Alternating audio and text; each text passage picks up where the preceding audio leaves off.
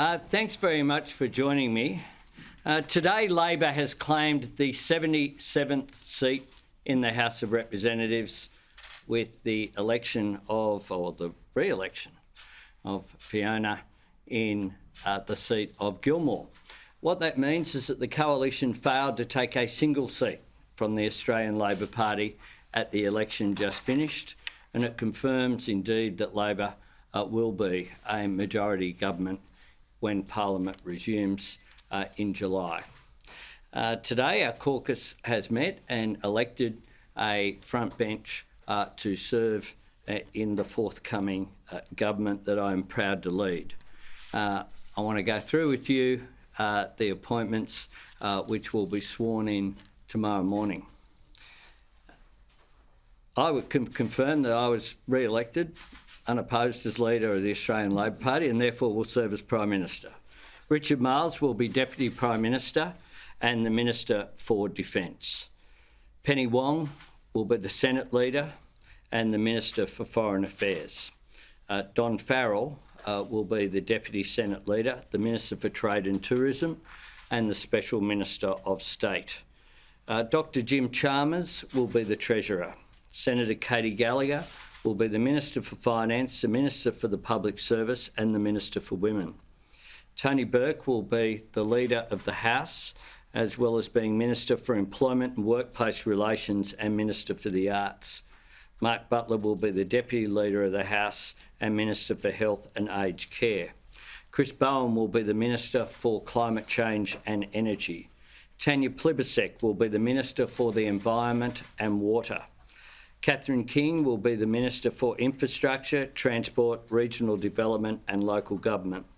Linda Burney will be the Minister for Indigenous Australians. Amanda Rishworth will be the Minister for Social Services. Bill Shorten will be the Minister for the NDIS and the Minister for Government Services. Mark Dreyfus, the Attorney General, as well as being the Cabinet Secretary. Brendan O'Connor will be the Minister for Skills and Training. Jason Clare will be the Minister for Education. Julie Collins, Minister for Housing, Minister for Homelessness and Minister for Small Business. Michelle Rowland will be the Minister for Communications. Madeleine King will be the Minister for Resources and the Minister for Northern Australia. Murray Watt enters Cabinet as the Minister for Agriculture, Fisheries and Forestry and the Minister for Emergency Management. Ed Husick will be the Minister for Industry and Science, and Clare O'Neil enters the Cabinet as the Minister for Home Affairs and the Minister for Cyber Security. In the Outer Ministry, Matt Keogh will serve as the Minister for Veterans Affairs and the Minister for Defence Personnel. Pat Conroy will serve as the Minister for Defence Industry and the Minister for International Development and the Pacific. Stephen Jones will continue as the Assistant Treasurer in Government and the Minister for Financial Services. Andrew Giles will be the Minister for Immigration, Citizenship and Multicultural Affairs.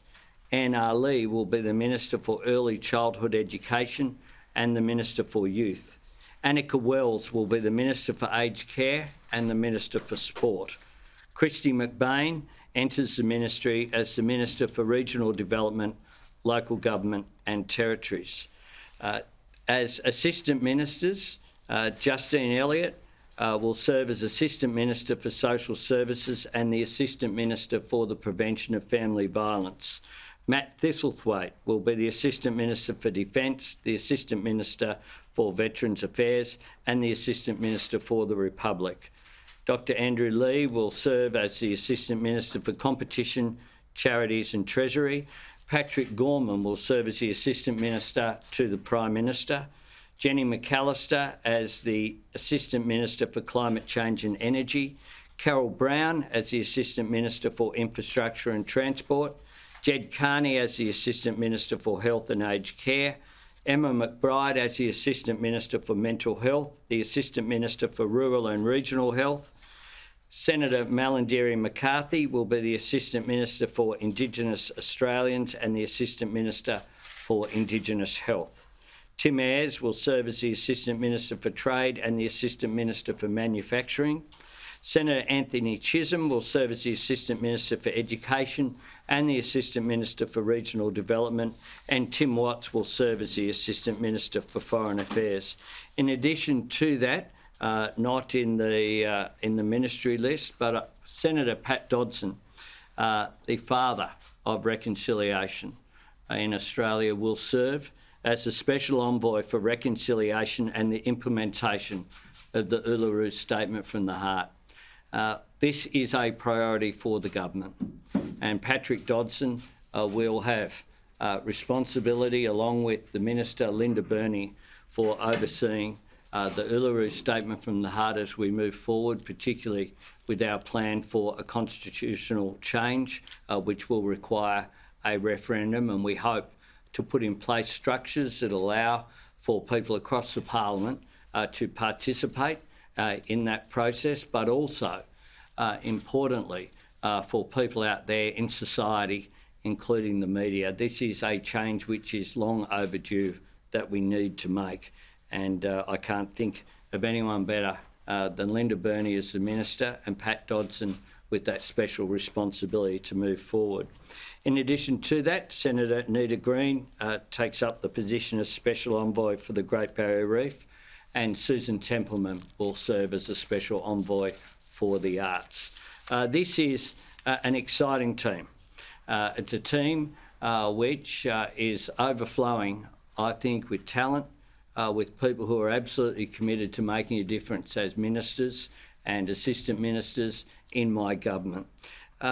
This is the largest number of women who have ever served in an Australian cabinet, with 10 women in the cabinet. In addition to that, in terms of the ministry, there are 13 women in the ministry and 19 frontbenchers, a record number in all three categories for women's representation in cabinet, in ministry and in frontbench positions. We had a position whereby I think we have an overflow of talent on our side of the Parliament.